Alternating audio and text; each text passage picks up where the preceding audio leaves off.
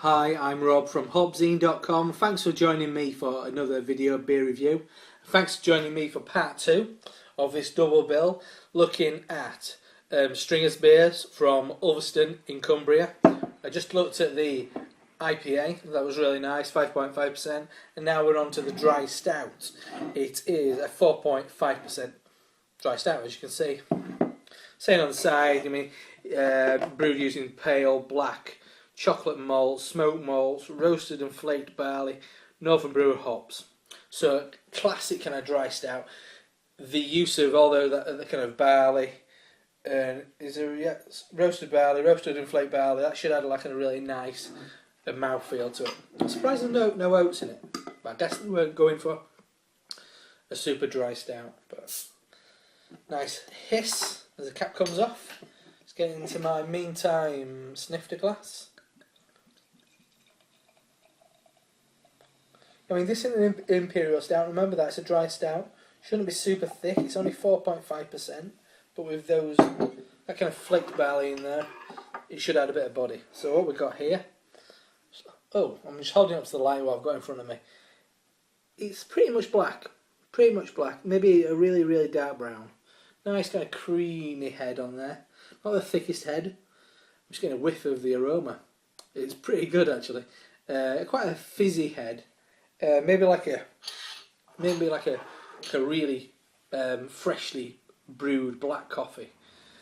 Yeah, I don't know if you can really see it, but it's got a bit of, oh, excuse me, spilling all over the place. Yeah, it's got a really nice kind of slightly creamy head. Anyway, let's get his nose in it. As I said, it's 4.5%. It's nice, that. Slightly minerally. But maybe a hint of like beef stock, like a really charred kind of joint of roast beef.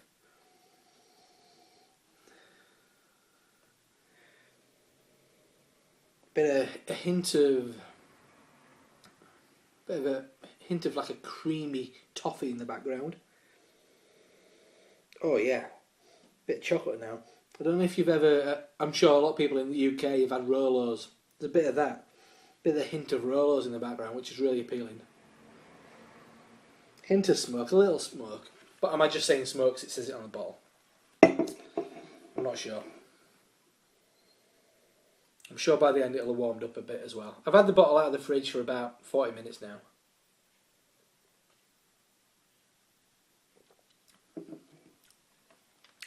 That's a really nice dry stout.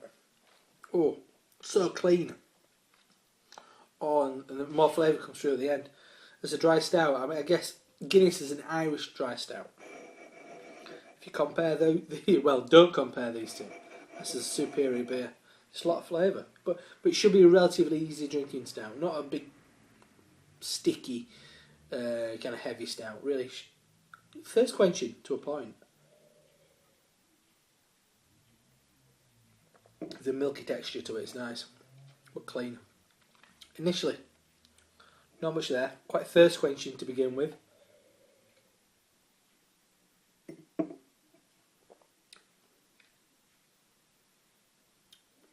Then a little bitterness there.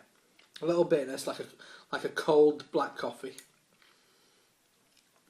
Then it keeps coming. Bit more coffee. Bit of kind of charcoal-y kind of thing going on.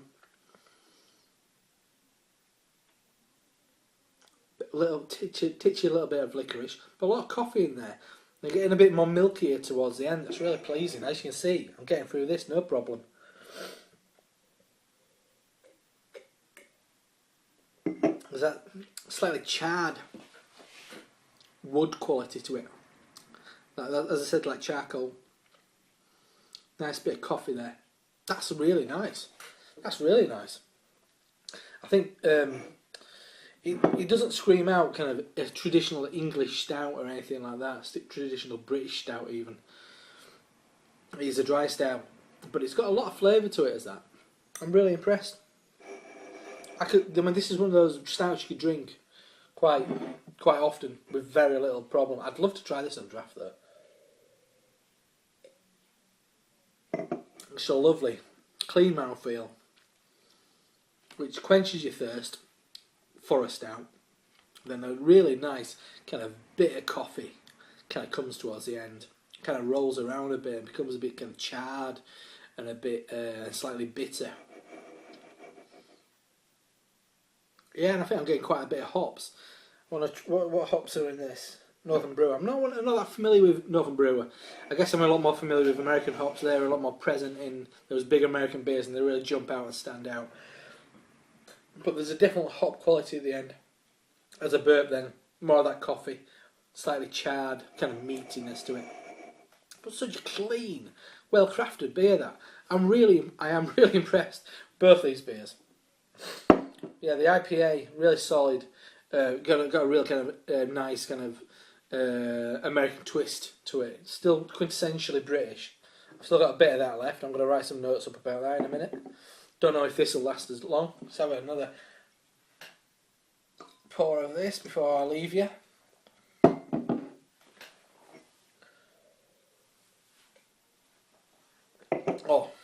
Oh, that's lovely. Oh, that's absolutely lovely. So, let's just rehash. Stringer's Dry Stout. Nice kind of roasted nose, slightly burnt, hint of smoke, but crisp and clean. Kind of like a bit like a bonfire the day after, where it's kind of there's a wetness and a cleanness to the kind of to the smoke in the mouth. Really clear. Such a crisp beer for a stout.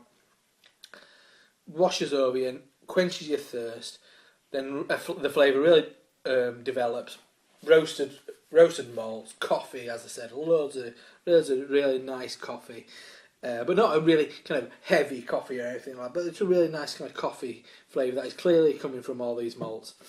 But yeah, just a really simple, relatively traditional beer, but just does its job to absolute perfection. So yeah, Stringer's Dry Stout from the Stringer's Brewery in Ulverston, Cumbria, and it is 4.5% ABV, and that's a bottle condition beer. What a lovely beer. What a lovely pair of beers. So I'm going to drink the rest of these. We'll go upstairs, type some notes up, and hopefully you'll see this review shortly. Thanks for joining me again. I'm Rob from HopZine.com. I'll see you soon. Cheers.